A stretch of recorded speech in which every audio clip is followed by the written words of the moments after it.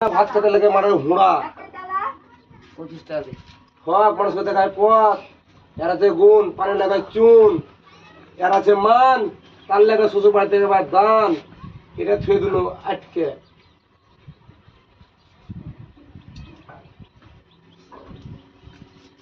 এ বলছে খাবো খাবো এ বলছে কোথায় পাবো এ বলছে ধার করবো এ বলছে শোধ করবে কে এ বলছে আমি আছি টিপ দিলে টাকা এ বাকিটা বললো না তোমার কোন ইঞ্জিনিয়ার আছে আমার সাথে লাগাইও আচ্ছা কি আছে এটা আমাদের পক্ষে এটা ওটা আরবির কথা